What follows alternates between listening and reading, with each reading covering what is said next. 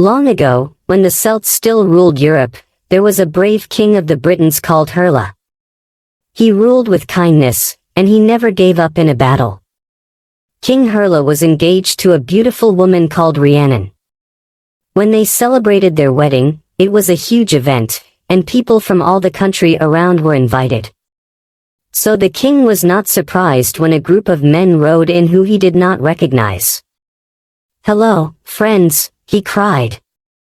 "Dismount your horses, take off your riding clothes and come join the banquet.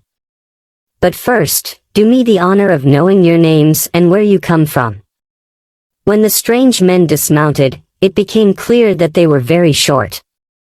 In fact, they were so short that they couldn't be regular men. They were of the fairy folk.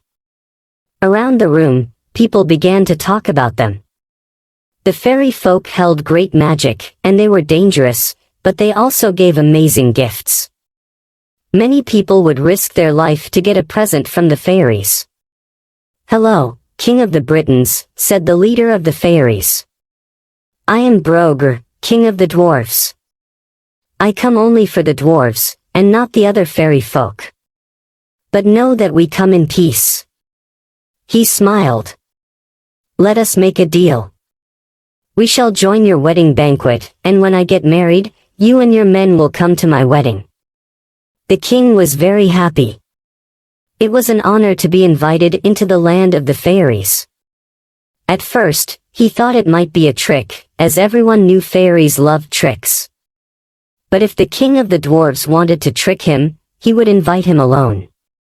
With his men, he would be risking nothing, as they had fought and killed many Saxons.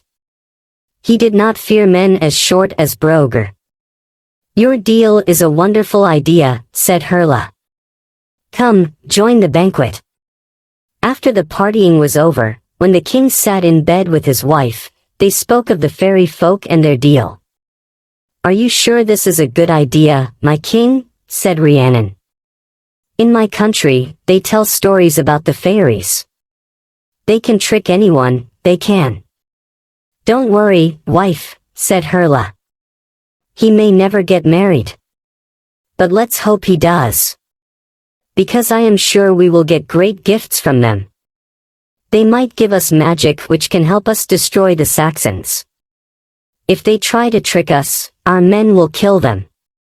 What can those little dwarves do in battle, really?" A year passed, and Hurla ruled. He fought many battles with the Saxons, and won every one. One day, Brogr and his men came to visit the king, to tell him that his wedding was taking place. So the king said goodbye to his wife, took his best men and rode off to the land of the dwarfs. They came to a big mountain, and Hurla wondered if they were going to climb over it. But then a crack appeared in the mountain, and they rode through it. At first, it was dark and cold, and the king and his men could see nothing. But then, finally, they came to a place of light and music. The land of the dwarves was beautiful, and the wedding banquet was great fun. They ate and drank and sang, and the fairies gave the men many gifts. Still, the king was worried. He did not want to stay away from his country for too long, as the Saxons often attacked it. But whenever he tried to tell Brogr that they were leaving, someone put a drink in his hand and danced with him. So in the end, they spent 3 days at the dwarves' banquet. When they finally left, Brogr gave the king one more present. "This hunting dog is the best I own. I am giving it to you to guide you home, but be careful.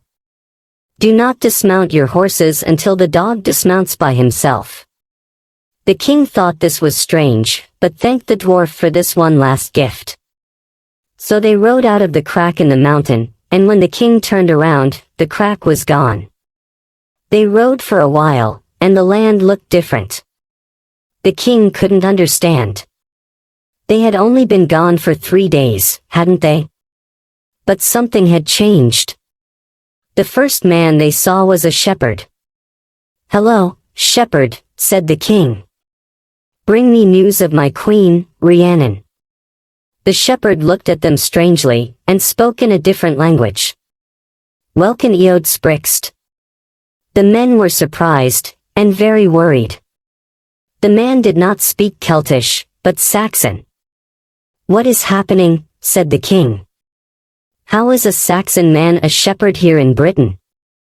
He spoke a little Saxon, so he asked the man, "What happened to Rhiannon?" The shepherd listened slowly, and seemed to understand a little. In very slow Saxon, he told them, "Rhiannon is dead. She existed a long time ago, but not now.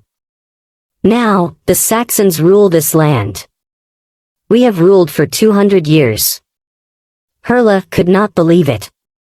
The Saxons had won the battle, and Britain was theirs. Some of his men were so shocked that they fell from their horses. However, Herla remembered what the dwarf had said. When the men touched the ground, they turned into dust. "We will ride on," said the king. "We will find Rhiannon, because I cannot believe that she has died. If the fairies took us away, perhaps they took her as well. And remember, until this dog dismounts, do not place a foot on the ground." So the king and his men began their journey. At first, they rode in the day, but the Saxons did not like this, and often attacked them. So they started to ride only at night. People thought they were ghosts or fairies, and kept far away from them. They traveled very far, but they never found the queen. And still, the dog did not dismount. They lived their whole lives on the horses, hunting and eating without dismounting. All the king wanted was to be reunited with his wife. Herla told himself he would never give up. He had never given up during the battles with the Saxons. But he could not keep his hope. Britain was lost, and so was his wife. Finally, they came to the river Wye. The king did not tell his men what he was doing, but he did not need to. The river was long.